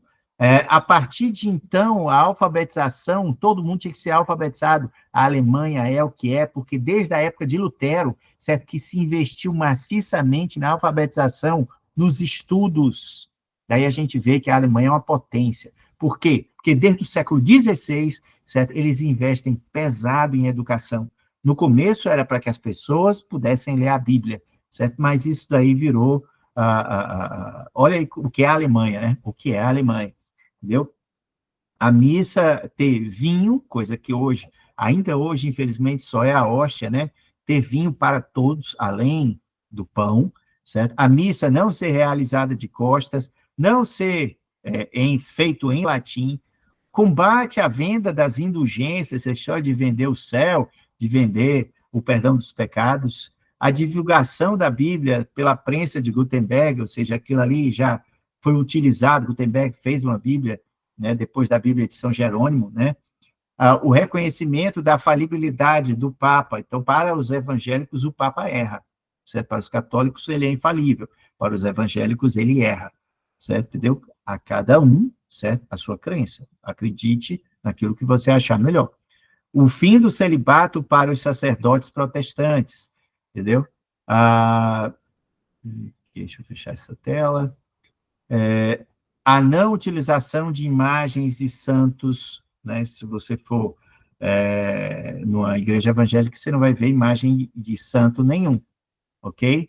Bom, a salvação pela fé em Jesus e não pelas obras, e a confissão direta a Deus, certo? Esse é o legado de Lutero para os evangélicos, entendeu? Para os católicos, a gente vê que hoje a missa, o padre está de frente para o povo, o padre fala na língua do povo, a Bíblia já está na linguagem do povo, então não há venda das indulgências, venda. Existe indulgência plenária para todos? Existe. Tanto é que a última, não sei se é a última, mas na época da pandemia, o Papa fez indulgência plenária, né? Então, ou seja, perdão de todos os pecados, para aquelas pessoas, sei lá, que orassem para o final da pandemia e tal, enfim. Não cobrou nada, não disse ninguém. Tá ótimo isso aí, isso tá ótimo, beleza. Cada um acredita naquilo que quer, tá? Ok? Essa é a história da reforma da Previdência. E agora a gente vai entrar em Mateus 19. Vamos ver se a gente consegue, pelo menos, terminar Mateus 19. Bom, Mateus 19, certo? Jesus saiu da Galileia e foi para a região da Judéia. Ou seja, Galileia era no norte, Judéia era no sul. Então, Jesus saiu da Galileia e foi para a Judéia. E fica ao lado do Rio Jordão, onde pregava quem? João Batista, certo? Uma grande multidão o seguiu e ali ele curou os doentes. Alguns fariseus chegaram perto dele, querendo conseguir uma prova contra ele. Perguntaram: será que pela nossa lei um homem pode, por qualquer motivo, mandar a sua esposa embora? Jesus respondeu: por acaso vocês não leram um trecho da Escritura que diz: no começo o Criador os fez homem e mulher. E Deus disse, por isso o homem deixa seu pai e sua mãe para se unir com sua mulher, e os dois se tornam uma só pessoa. Assim, já não são duas pessoas, mas um só. Portanto, que ninguém separe o que Deus uniu. Os fariseus perguntaram, nesse caso, por que é que Moisés permitiu ao homem mandar a sua esposa embora e dar um documento de divórcio? Jesus respondeu: Moisés deu essa permissão por causa da dureza do coração de vocês, mas no princípio da criação não era assim. Portanto, eu afirmo a vocês o seguinte: o homem que mandar sua esposa embora, a não ser em caso de adultério, se torna adúltero se casar com outra mulher.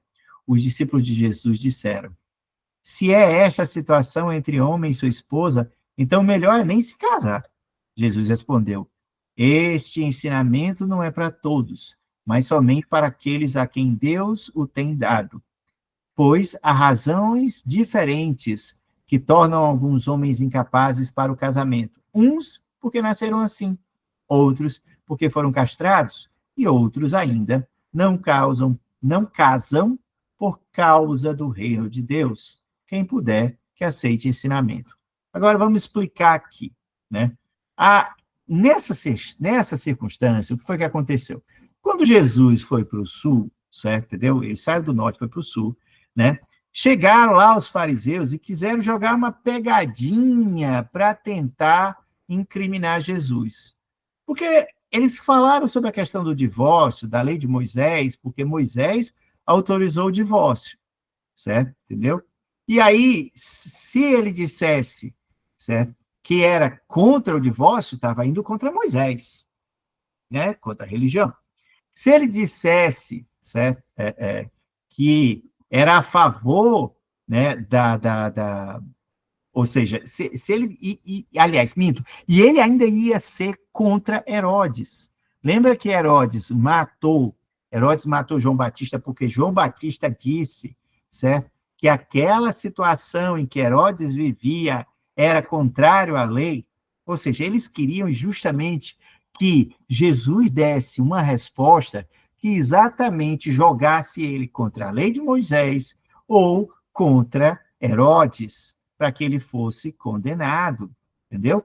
Então, Jesus, na verdade, Jesus deu uma resposta. Olha, é o seguinte, essa questão do divórcio, né? Porque eles jogaram assim, porque Moisés, Moisés ordenou que fosse feito o divórcio. Jesus diz assim, não, peraí, Moisés não ordenou que fosse feito, Moisés consentiu, é diferente. Ordenar é uma coisa, consentir é outra. Ah, mas por que consentiu? Pela dureza de coração, para evitar um mal maior que acontecesse. Porque naquela época, por exemplo, né, o cara poderia matar a mulher. O cara poderia matar a mulher perfeitamente, mas era um mal maior? Era um mal maior. Melhor deixá-la livre do que morta, né? Entendeu? Então, para evitar um mal maior, certo? Que se dê a carta de divórcio, do que matar a própria mulher, entendeu? Então, por uma série de circunstâncias, certo? Para se evitar um mal maior, foi-se colocado o divórcio. Mas que Deus não criou o divórcio. Deus criou o casamento, certo? Deus criou o casamento, entendeu? Então, essa foi a defesa que Jesus fez. Jesus não fez defesa nenhuma de divórcio. Jesus fez a defesa do casamento, né? Como disse aquele pastor Hernandes Dias Lopes, né? Se as pessoas discutissem mais sobre casamento, tanto quanto discutem como divórcio, certamente o casamento seria aquilo que foi até metade da década do século passado, certo? E teríamos menos divórcios e mais casamentos duradouros, certo? Então, a gente muitas vezes entende isso, né, da pior maneira possível, né? Tem que estudar as escrituras para entender, porque foi pela dureza de coração que foi concedido o direito de divórcio, né? Pela dureza de coração daquelas pessoas. Bom, vamos lá. Depois disso, algumas pessoas levaram as crianças para Jesus pôr as mãos sobre elas e orar. Mas os discípulos repreenderam as pessoas que faziam isso. Aí ele disse: opa, peraí, que é isso, rapaz? Deixe que as crianças venham a mim e não proíbam que elas façam isso, pois o reino dos céus é das pessoas que agem, que pensam como essas crianças. Isso aqui já é a segunda vez que Jesus tem aquele pensamento de que o reino dos céus é feito para aquelas pessoas que são como crianças, pura de coração, sem maldade, entendeu? Então, a gente tem que orar para a gente simplesmente tirar essa coisa ruim, essa coisa de adulto, de julgar todo mundo, e simplesmente dar o voto de confiança, porque uma criança confia. Uma criança não tem maldade. Uma criança não faz distinção, acepção de pessoa. O coração de criança é puro, tanto que, para os evangélicos, certo? O batismo é feito na idade adulta e não na idade infantil, bebezinho. Por que não? Porque bebê não tem maldade. Por que haveria conversão e perdão de pecado numa criança que não sabe nem o que está fazendo, entendeu? Que tem pureza de coração, que confia, né? Quantas vezes você não brinca, né? Pedindo para a criança para pular e você pegar, pula, pula, e a criança pula, ela confia nos seus pais, entendeu? Assim a gente tem que ser quando Deus disser para a gente confiar nele. A gente tem que confiar, a gente tem que agir como criança. Bom, e depois veio a história do moço, do jovem rico, aquela parábola do jovem rico, né? Vamos lá. Certa vez um homem chegou perto de Jesus e perguntou: Mestre, o que devo fazer de bom para conseguir a vida eterna?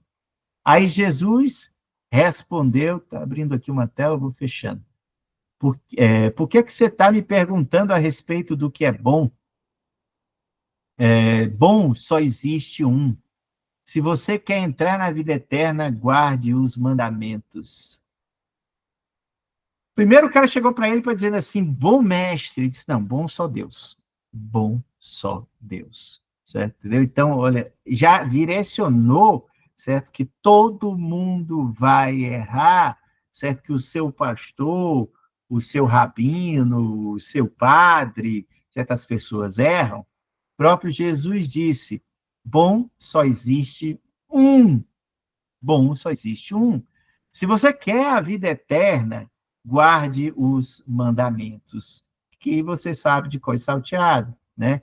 Aí ele falou, mas quais? Aí disse, não mate, não cometa adultério, não roube, não dê falso testemunho contra ninguém, respeite seu pai, respeite sua mãe, ame os outros como você quer que amem você. Aí ele responde, mas eu tenho obedecido a todos esses mandamentos, mestre. Respondeu o moço, o que mais eu posso fazer? E Jesus respondeu, se você quer ser realmente perfeito, vá, venda tudo o que você tem, dê o dinheiro aos pobres, e assim você terá riquezas nos céus. Depois disso, aí você pode me seguir. Quando o moço, por isso jovem moço, quando o moço ouviu isso, certo? Quando o moço ouviu isso, foi embora triste, pois ele era rico. Jesus então disse aos discípulos: eu afirmo a vocês que é verdade. É muito difícil um rico entrar no reino dos céus. E digo ainda que é mais difícil um rico entrar no reino dos céus do que um camelo passar no fundo de uma agulha. Quando ouviram isso, os discípulos perguntaram muito admirados: então, quem é que pode se salvar? Jesus olhou para eles e respondeu: para os seres humanos isso não é possível, mas para Deus tudo é possível. Para Deus tudo é possível. Aí Pedro disse: veja, nós deixamos tudo e seguimos o Senhor. O que é que nós vamos ganhar com isso?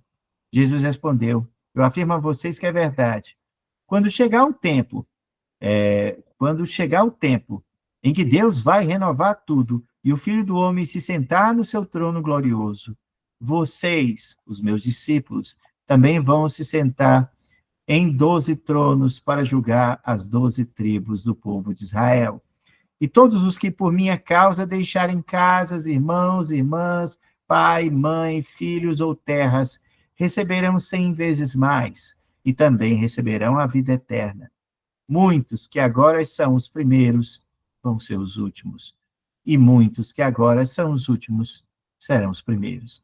Né? Então, aqui, a gente vê o seguinte, né? Deus deu diversas lições, né? Do jovem rico, que Deus olhou para ele e viu pelos seus trajes, é uma pessoa de muitas posses. Dá para perceber isso.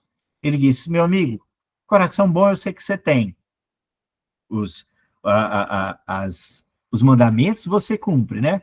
Mas você precisa, certo? Vender tudo, estar disposto a se desfazer de todos os bens materiais e levar uma vida em Deus. O que é mais importante? Aonde está o teu tesouro, está o teu coração. Aonde está o teu tesouro, está o teu coração. E ele percebeu que o jovem rico, o tesouro dele era o dinheiro, eram os bens, certo? Que ele tinha, que ele não estava disposto a renunciar em nome de Deus. Aqui, Jesus não está simplesmente fazendo uma condenação à riqueza, não.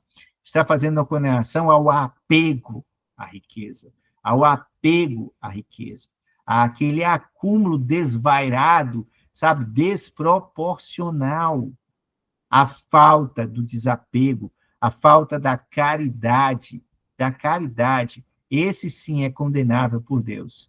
Mas existem pessoas ricas que têm um coração bom, um coração despojado, pessoas que realmente estão dispostas a distribuir as coisas para as pessoas, certo? Não é o dinheiro, mas é o apego ao dinheiro que Deus condenou aqui. O apego ao dinheiro e disse: ó, se desapegue. Você é capaz de desapegar? Você é capaz? E ele não foi capaz. Ele simplesmente deu meia volta e foi embora. Né? Ele não foi capaz de desapegar.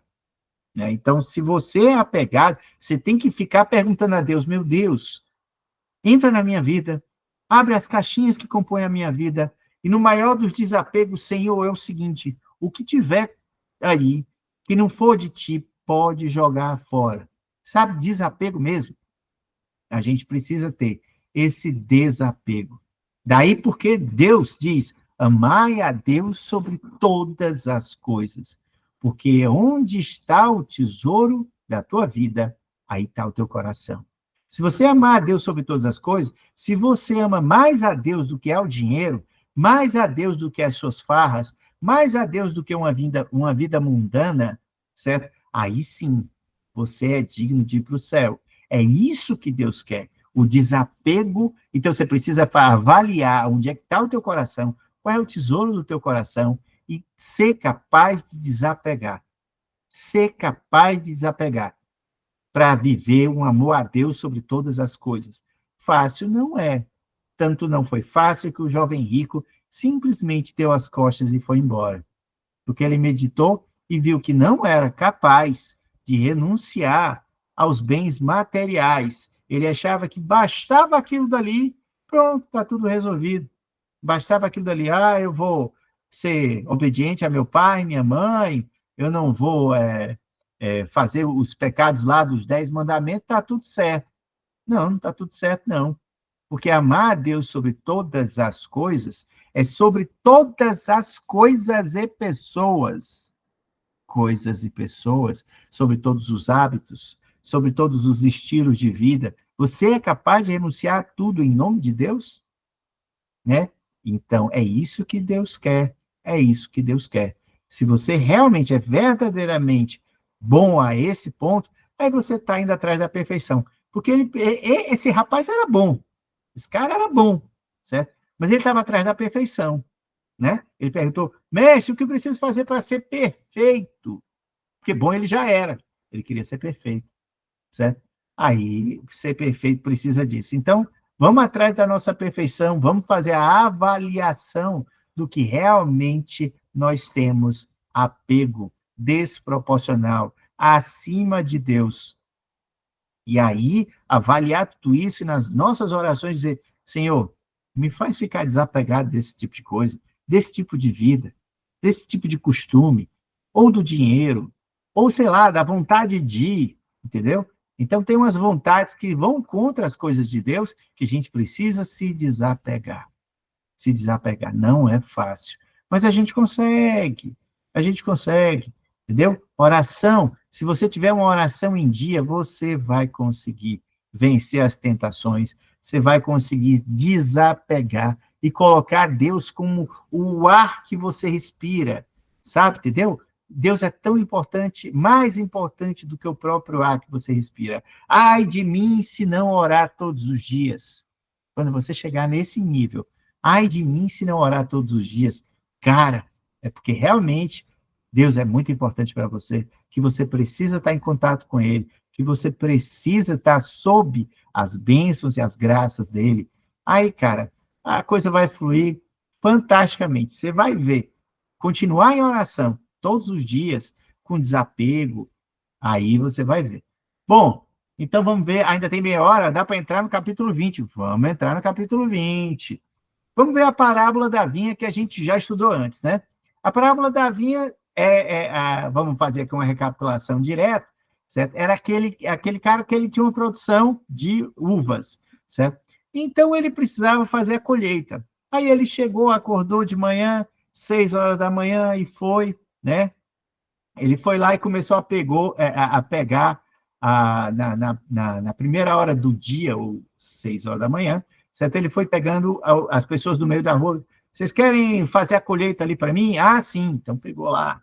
Quando foi 9 horas da manhã, ele foi lá, pegou mais alguns no meio da rua. Vocês querem fazer a colheita? Sim. Quando foi meio-dia, sim. Quando foi 3 horas da tarde, sim. Quando foi 5 horas da tarde, faltava 1 hora para o pôr do sol, certo? E aí, no pôr do sol, não dava para ver mais nada, né? Então, naquela época não tinha luz nem nada, então o que eles faziam? Parava o trabalho, né?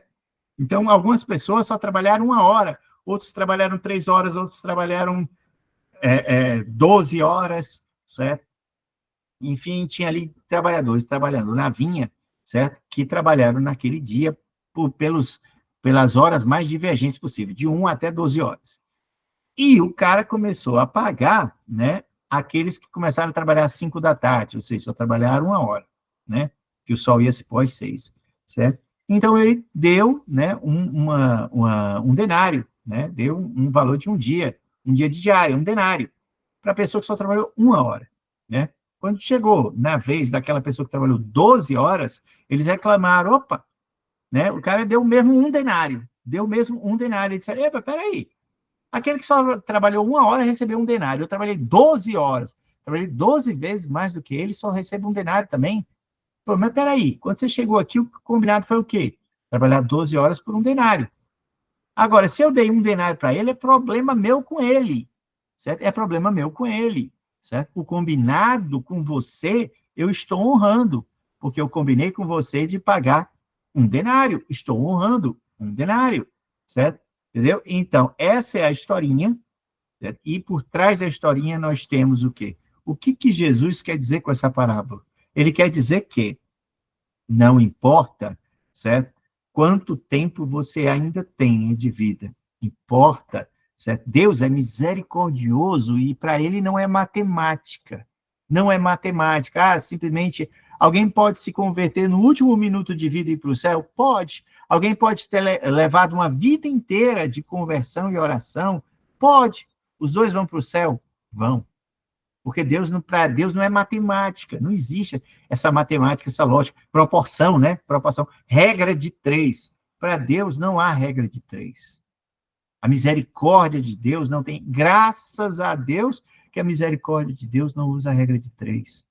Então, a pessoa que trabalhou 1 hora, certo? Ou seja, que, sei lá, nos 45 do segundo tempo se converte, certo? Vai para o céu assim como aquele que se converteu ainda na juventude. Entendeu? Ah, mas é injusto. Não, cara. É misericórdia. É misericórdia. É amor. É misericórdia. É perdão. Sabe? A gente não entende o insondável, infinito amor de Deus. Infinito amor de Deus. Que coisa boa. A gente chegar e ver que pessoas que talvez no último ano de vida se converteram, no leito de morte se converteram, e a gente vai se encontrar com elas, e a gente às vezes tem 30 anos de conversão. Entendeu? Que bom que a misericórdia de Deus não tem limite. Fantástico isso, né? Bom, então vamos lá. Deixa eu passar aqui o slide. E Jesus, mais uma vez, né, conversa. Então, estando Jesus perto de subir para Jerusalém, chamou à parte os 12 e em caminho lhes disse. Estavam caminhando, certo? Indo para Jerusalém, ele sabia que aquela viagem ali ia ser a saideira, certo? Ele disse para os seus discípulos: eis que subimos para Jerusalém.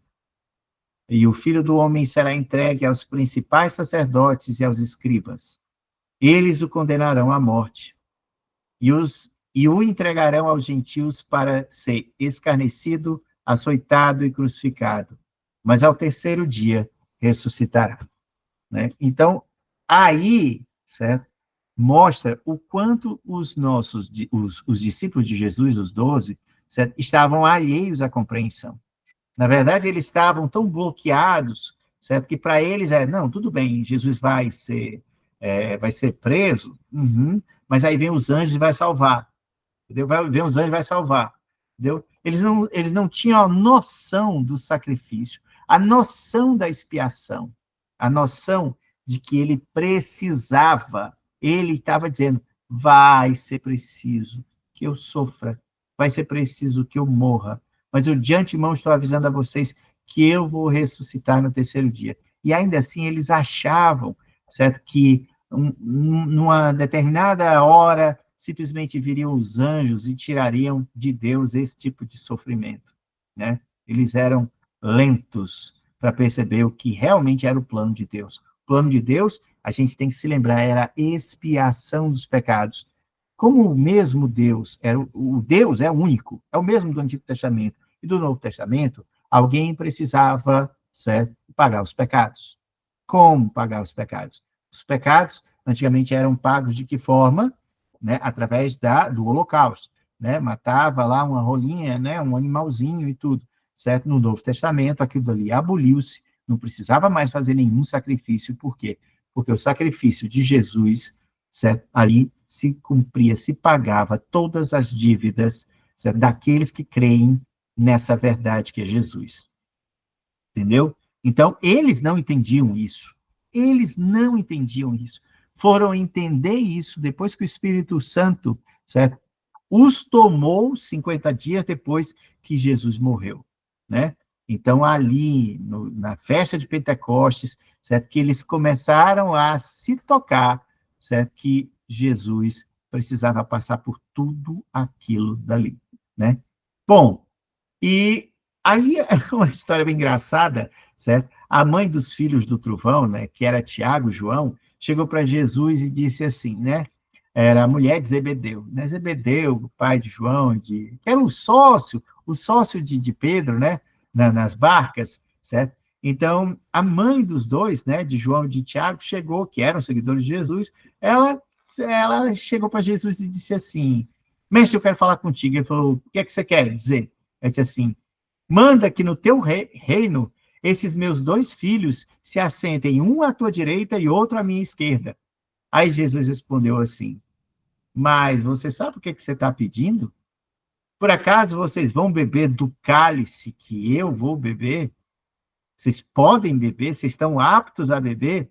E aí um olhou para o outro assim, com cara de que, claro, claro, claro, podemos sim, vamos sim, beber do cálice. Opa! Mal sabiam eles, certo? Que cálice seria esse? Seria do martírio?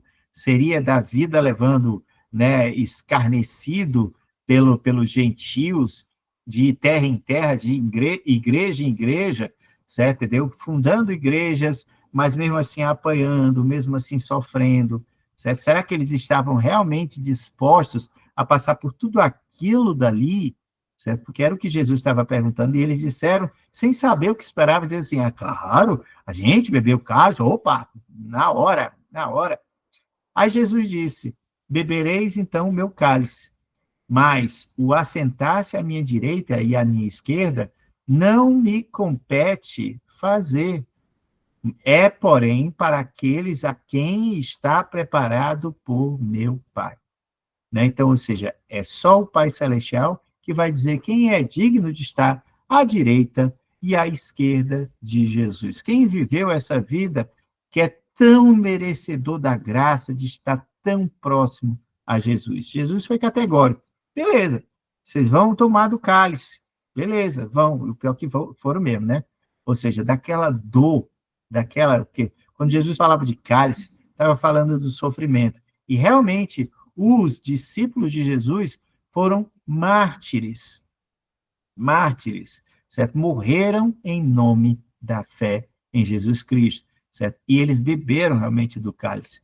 Mas essa história de estar à direita ou à esquerda de Jesus, aí depende de Deus Pai, de ver qual daqueles era mais, né? Mais, teve uma vida mais santa, teve uma vida mais devotada, certo? Para as coisas do bem. Bom, ouvindo isto, os 10 indignaram-se contra os 2 irmãos. A luta, né? Ou seja, eram 12. 2, né, que era Tiago e João, querendo um estar à direita ou estar à esquerda, certo? Os outros 10, ouvindo aquela briguinha pelo poder, já ficaram indignados, já ficaram revoltados com Tiago e João. Por que ele acha que é melhor do que a gente? Por que esses dois se acham assim, o ó do borogodó? Por quê? Né? Entendeu? Então causa aquela revolta. Eles ainda não entendiam, ou seja, essa coisa aí vai se perpetuar até o lava-pés, porque eles não entendiam. Eles achavam que estavam prestes a chegar em Jerusalém e o reino de Deus viria, certo, com uma miríade de anjos, certo, entendeu? E ali seria estabelecido o trono, Jesus seria colocado como o rei dos judeus, o rei dos céus e da terra, e eles iam ser, né? E eles estavam disputando, certo, quem ficaria com os melhores lugares no reino, que aconteceria ali em Jerusalém. Mal entendi. Então, estavam brigando por poder. Então, aquilo ali era uma briga de poder até que houvesse o lava-pés descrito em João, até que houvesse o lava-pés. Então, Jesus chamando-os, disse, né, vendo aquela briga deles, quem era mais importante, Jesus disse assim, sabeis que os governadores dos povos os dominam, e que os maiores exercem autoridade sobre eles. Não é assim entre vós. Pelo contrário, quem quiser tornar grande entre vós, será esse o que vos sirva. Ele já estava dando lava-pés em forma de palavra. Quem quiser ser grande, que sirva os outros. Quem quiser ser o primeiro, né, entre vós, será vosso servo. Quem quiser ser o primeiro, que seja servo. Sirva. Tal como o filho do homem, que não veio para ser servido, mas para servir e dar a sua vida em resgate de muitos. Então, ali ele estava pronunciando, mas eles não entenderam, porque ali estavam caminhando. No caminho, Jesus teve essa conversa, no caminho. E eles não entendiam, brigavam por poder. E Jesus dizendo, gente, pelo amor de Deus, quem quiser ser o primeiro, sirva. Quem quiser ser o primeiro, sirva. Faça como eu faço. Sirvo, certo? E darei a vida para que vocês tenham o direito, certo, de ir para o céu.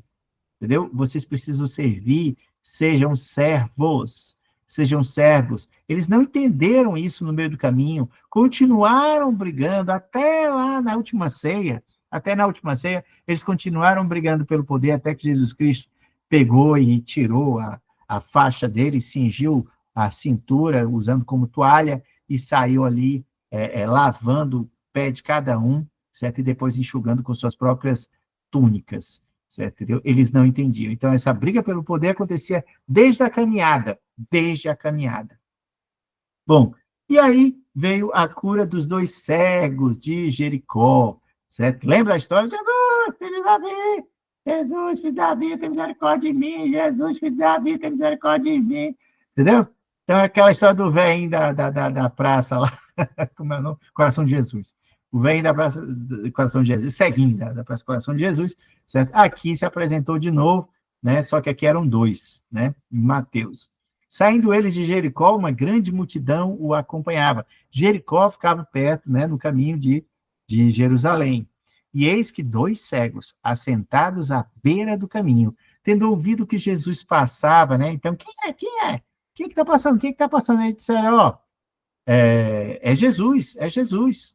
Certo? Quem é Jesus? Jesus, cara, aquele cara que ressuscita morto, que cura todo mundo, cara. Esse é o Jesus, é o cara. É o cara, ele está indo para Jerusalém, né? E ele estava passando por Jericó, né? E a caminho de Jerusalém. Aí os 2 ceguinhos ficaram doidos. Quer dizer que esse cara cura todo mundo. Cura todo, ressuscita até morto, que dirá a cegueira. Aí eu, opa, pera aí, é agora? Aí eles começaram, Senhor, filho de Davi, tem compaixão de nós. Senhor, filho de Davi, tem compaixão de nós. Naquela ladainha. E a multidão repreendia os ceguinhos lá. Repreendia os 2, para que se calassem. E eles gritavam cada vez mais alto, Senhor, filho de Davi, tem misericórdia de nós. Tem misericórdia de nós. Então, aí foi que aconteceu. Jesus, parando, chamou os 2 cegos. E aí perguntou, o que é que vocês querem que eu faça? E aí eles responderam para Jesus, Senhor, que nos abra os olhos e a gente possa enxergar novamente. Aí, condoído, com paixão, certo? Com pena, com misericórdia, com amor, Jesus tocou-lhe os olhos dos 2 cegos de Jericó e imediatamente recuperaram a vista e o foram e continuaram seguindo Jesus, né? E continuaram seguindo Jesus. Legal é isso, né? Que a gratidão que eles tiveram, certo? Meu Deus, esse cara pôde me curar, certo? E aí eles começaram a querer conhecer mais sobre Jesus. E nessa caminhada até Jerusalém, eles seguiram Jesus, né? Bacana isso. A gente tem que realmente pedir para Jesus abrir os nossos olhos, para a gente abrir, certo? O entendimento. Muitas vezes a gente está cego. A gente vive uma vida cega, dando valores a coisas que nos desviam do caminho de Deus. A gente precisa abrir os olhos para o mundo e ver que tudo que a gente está passando é uma luta espiritual. A gente não consegue enxergar. A gente acha que tudo é fato, é coincidência. Não, não é fato, não é coincidência. É Deus. É Deus. A gente está vivendo hoje dias difíceis, de luta espiritual. São dias extremamente difíceis, certo? Só quem é cego, que não consegue ver os sinais. Não dá para você dizer o dia certo, mas a gente sabe que a gente está realmente em tempos muito difíceis, que é chegada a hora da gente simplesmente mudar de vida, abrir os olhos e perceber que tudo se trata, sim, de uma luta espiritual. É o bem contra o mal. De que lado a gente está? De que lado a gente está? A gente é amigão, amigo, super fã, de todos os dias conversar com esse Jesus, de dizer, Jesus, olha, eu sei que eu vou ter dificuldades, porque tu disseste que aqui não é o céu, aqui é a terra. Aqui não é o céu. Mas, Senhor, eu quero que o Senhor aumente a minha fé, de tal maneira que, ainda que venham tempestades, eu não perca a fé em ti. Não é só porque as coisas ruins vão acontecer na minha vida que eu simplesmente vou dizer que o Senhor não existe, ou que o Senhor é mau, ou que o Senhor me esqueceu, ou que o Senhor ama mais do que a fulano do que a mim. Certo? A gente tem que pedir a Deus, simplesmente para Deus colocar e tocar o coração da gente, para a gente perceber tudo o que está acontecendo. E aumentando a fé, a gente possa suportar o que há de vir. Suportar o que há de vir. Jesus não é um gênio da lâmpada. Não é a Dini. Dini, pronto, aconteceu. Não, não é. Jesus não é o Dini, é o gênio, que a gente simplesmente pede, e aí a gente é o amo, a gente pede, e o gênio da lâmpada vai e nos concede o nosso desejo. Não é assim. Não é assim. Certo? Bom seria se fosse, mas não é. O céu não é aqui. O céu não é aqui. O céu é logo, mas não é aqui. Certo? Entendeu? Então a gente precisa amar a Deus, certo? Precisa pedir muita fé em Deus para a gente não se desviar do caminho, porque as tentações vão vir. As tentações virão, certo? As coisas ruins também acontecem para bons e ruins, né? A tempestade, ela molha bons e molha ruins, certo? Então, é isso que acontece na vida.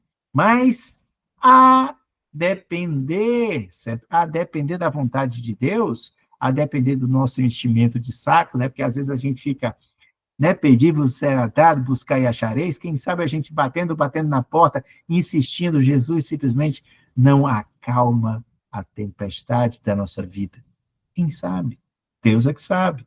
Estou dizendo que pode acontecer, como pode não acontecer, certo? Entendeu? Então, vai depender da vontade de Deus, vai que para a glória do Senhor não seja dada as graças que você tanto ama, tanto deseja receber, né? Ama não, mas deseja receber, certo? Então a gente tem que buscar isso em oração, certo? Bom, então